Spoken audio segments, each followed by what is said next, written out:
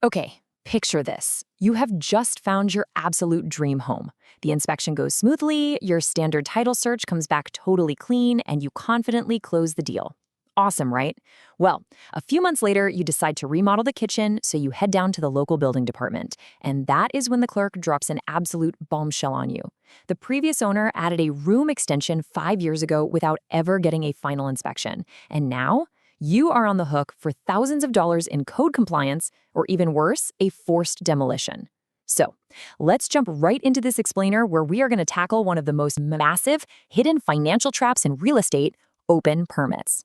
Now, you might be thinking, wait a minute, doesn't my title insurance cover this? It is honestly terrifying to learn that a completely clean, standard title search can still leave you completely exposed to devastating unrecorded debts. Most homebuyers just assume that buying title insurance means they're fully protected against any past issues with the property.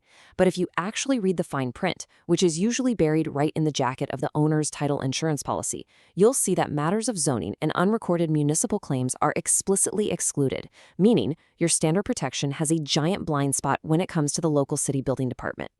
Here is our agenda for today's explainer. We'll cover the hidden permit trap, the risks of unpermitted work, the municipal lien search, a step-by-step permit search guide, how to fix open permits, and wrap up with next steps and a quick disclaimer. Let's start with Section 1, the hidden permit trap, uncovering real estate's biggest blind spot. A lot of folks hear the word permit and assume it's just, a piece of paper. But in the real estate world, it represents a chain of liability that can completely derail your investment. So what exactly are we talking about here? Basically, an open permit signals that a renovation, repair, or construction project was started, but it was never officially closed out with a final inspection by the local building department. What usually happens is a contractor finishes the physical work, gets paid, and then simply forgets to schedule that one crucial final walkthrough. The city rarely notifies the homeowner, so the permit just sits there in limbo, lingering on the property's record indefinitely as an open file. And this quote really hits the nail on the head. Lack of knowledge is no defense to a municipal lien. You can inherit these huge problems completely unknowingly. If you buy a house with unpermitted work, maybe it's an open permit for a pool, a new roof, or some electrical upgrades, the municipality literally does not care that you weren't the one who did the work. The liability is attached to the dirt. It's attached to the property itself, not the person who actually swung the hammer. Moving right along to Section 2, risks of unpermitted work. Let's look at the financial and legal fallout. The stakes here go way beyond just paying some tiny administrative fee to the city. The fallout can be an absolute nightmare. If a title search uncovers an open permit before you close, banks might completely delay or even deny your mortgage financing because they will not lend on a property with unresolved safety or legal issues. But what if it goes undiscovered until after you buy it? Well, your homeowner's insurance could literally deny a claim if an unpermitted electrical job causes a fire, and even worse, no joke, if the unauthorized work violates zoning codes like building too close to a property line, the municipality can force a total demolition of the structure entirely at your own expense. And to make matters worse, some municipalities can slap you with daily code violation fines of up to $500 that escalate super rapidly. In certain jurisdictions, if an inspector finds unpermitted construction, they can issue a stop work order and start charging you by the day. In places like California, flat fines for these violations can easily jump past $5,000. It adds up so fast. Okay, Section 3, the municipal lien search. This is your shield against those hidden debts. Since standard title insurance doesn't cover this, you need a totally different tool to find these hidden landmines. It's absolutely crucial to understand the difference between these two searches. A standard title search only looks for recorded debts at the county clerk's office, stuff like an existing mortgage or a recorded tax lien. A municipal lien search, on the other hand, proactively uncovers unrecorded debts and open permits directly at the city or municipal level. It essentially fills in all the gaps that just haven't hit the public county record yet. For usually less than $500 and maybe a 10-day wait, this comprehensive search pulls verified, property-specific data the title insurance just completely ignores. When you order one, experts dig through local city departments to find unpaid water and sewer utilities, code enforcement violations, unrecorded special assessments for things like paving new roads, and of course, those dreaded open or expired building permits. I'm telling you, it is arguably the best money you will spend during your due diligence period. Section 4, Step-by-Step Permit Search.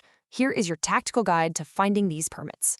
If you want to do a little detective work yourself before even making an offer, you can usually access permit histories online.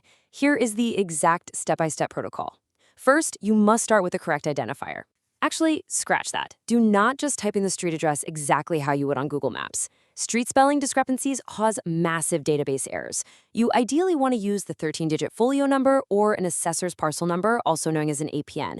If you have to use an address, use a less is best approach. Just put in the house number and street name and leave out the city, state, or words like avenue. Once you have the ID, search the local municipal portal and make sure to check for legacy or archive data. If the records aren't online, you can always submit a formal Open Public Records Act or FOIA request. Now, depending on where you look, you're going to encounter different software systems because the tech is incredibly fragmented. Big cities usually use enterprise-grade platforms like Akela, which groups workflows across multiple civic departments. If you're looking at a mid-sized town, you'll probably run into BSNA Online, which is parcel-based. And more recently, newer platforms like Shovels have popped up.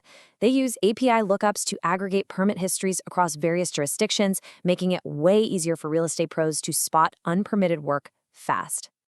Here is an absolute insider pro tip if you're digging into these municipal portals yourself. Use wildcard logic. Basically, use an asterisk symbol to replace unknown letters or numbers. In clunky systems like the Phoenix Planning and Development portal, this lets you completely bypass strict spelling requirements. If you aren't exactly sure how a street or project code was spelled by the clerk in the old database, the wildcard makes sure you don't miss an active permit just because of a silly typo. And remember, you really have to click past the main landing pages and physically look at the Inspections or Certificates tabs to verify if a permit was actually finalized. All right, Section 5, fixing open permits. Let's talk about resolving these issues before you close. So let's say you're 10 days out from closing, and bam, the municipal lien search comes back with an open permit for a roof replacement from 6 years ago. Everyone is staring at you. What do? First off, don't panic, but you do need to move quickly. Step 1. Call the permit office to find out exactly what they need. Sometimes, if the work is actually finished and completely up to code, all it takes is scheduling a quick same-day final inspection to make the headache go away. But if the work was left incomplete or done poorly, you'll have to hire a licensed contractor to bring it up to current code. After that, you schedule that final inspection, get the city's official sign-off, and close out the permit for good. But what if closing is literally days away, and you just don't have weeks to wait for contractors and inspectors? That is where an escrow holdback becomes an absolute lifesaver. This strategy allows the real estate transaction to proceed and close right on time, but it safely holds back a portion of the seller's funds in an escrow account. That money just sits there to cover the future compliance costs, and it is only released to the seller once the permit is officially closed out by the city. It's a fantastic safety net. Finally, Section 6, next steps in disclaimer. Let's make sure you protect that investment. You absolutely have to remember this golden rule. The liability runs with the property. It does not matter if the previous owner, or even the owner before them, was the one who did the shady, unpermitted garage conversion. It's a game of hot potato, and whoever owns the property when the music stops is stuck paying the bill. This is exactly why you, as a buyer, must use a municipal lien search as leverage during your negotiations. Make sure the seller fixes the issue or provides a credit before you ever finalize the transaction. Now, for a quick disclaimer, while this explainer gives you a really comprehensive framework to understand and hunt down these open permits, you should always consult with an experienced real estate attorney, a qualified title company, or a permitting specialist. Every single municipality has its own weird quirks and nuances, and every property has unique legal implications. Do not try to navigate a complex, after-the-fact permit resolution entirely on your own without having a pro in your corner. Don't let an invisible, unrecorded debt turn your real estate dream into a total financial nightmare. Whether you decide to use software to check the histories yourself, or you demand a full municipal lien search from your title agent, you now have the exact tools you need to protect yourself. So I'll leave you with this thought.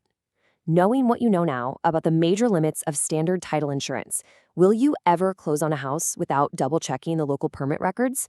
Do your due diligence, protect your investment, and I will see you in the next explainer.